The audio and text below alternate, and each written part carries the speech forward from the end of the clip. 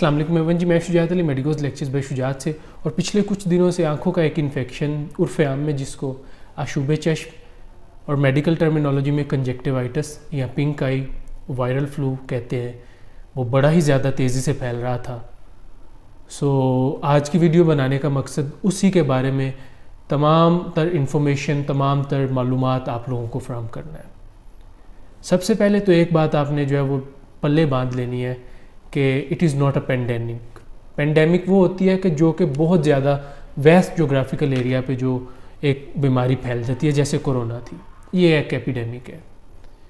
और ये आपको किसी की आंखों में देखने से नहीं हो जाती अनलेस एंड अनटिल के वो इंसान अपनी आंख में जो उसका एक ये आंख का क्रॉस सेक्शन हमने बनाया हुआ है। ये जो वाइट पार्ट होता है ना, ये होता है स्क्लेरा।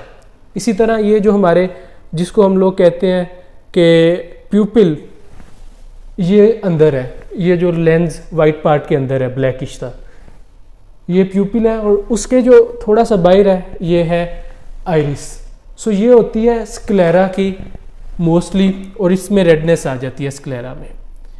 ये हमने इस एरिया का क्रॉस सेक्शन लिया हुआ है, यानी कि जो ये ब्लैकिश सा एरिया है वाइट पार्ट के अंदर आंख में। इसका जब क्रॉस सेक्शन लिया है इसमें एक तो लेंस है, उसके बाद मसल्स हैं ऐसे जो मूवमेंट में हेल्प करते हैं, अपर और लोअर और राइट और लेफ्ट।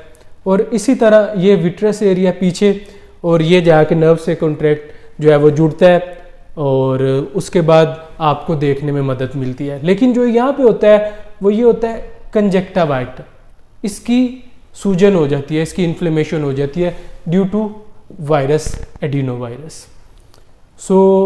वो सूजन अल्टीमेटली आप लोग यहाँ पे देख सकते हैं झिल्ली स्क्लेरा, ये इसमें जो है इन्फेक्ट होता है और अल्टीमेटली इसकी इन्फ्लेमेशन होती है, रेडनेस होती है।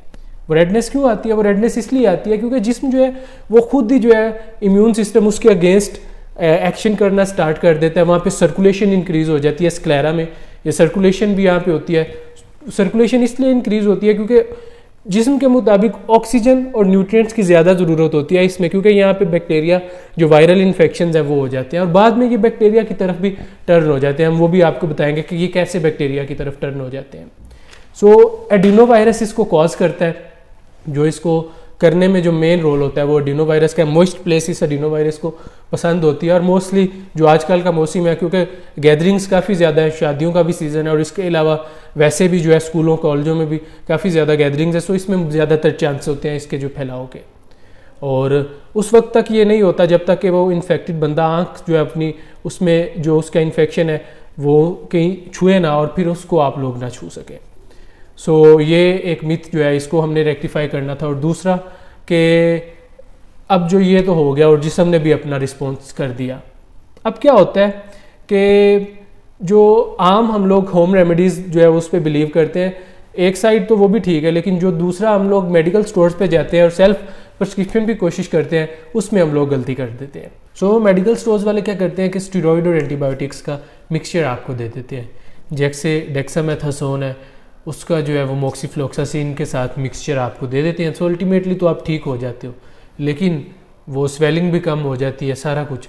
लेकिन उसके बाद आफ्टर सम टाइम जब पास होता है कुछ वक्त, अगेन जब आप रबिंग करते हो आप जो कुछ बैक्टीरियल इन्फेक्शन भी उस साइड पे आ जाते हैं और उसको भी इन्फेक्शन जो है वो आपका बैक्टीरियल उसमें चेंज होता है और देन फिर वो सीवियरिटी की तरफ चला जाता है। जो आप लोगों ने एहतियात करनी है वो ये कि सन ग्लासेस का इस्तेमाल कीजिए जब धूप में जाते हैं, क्योंकि जब आपका ये कांटेक्ट करेगा आपको जलन होगी और वो फ्रीक्वेंटली जो है वो आपका दर्द करेगी वो जगह। और इसके अलावा चूँकि यहाँ पे इन्फेक्शन हुआ है तो जारी बात है जो यहाँ पे नज़दीकी ग्लैंड्स हैं, लैक्रिमल ग्लैंड्स हैं, उनकी भी सिक्रीशंस होनी होती हैं। टीयरिंग का भी फिनोमिना बड़ा कॉमन है। आप लोग एहतियात कीजिए, अपने बर्तन जो है वो सेपरेट कर लें।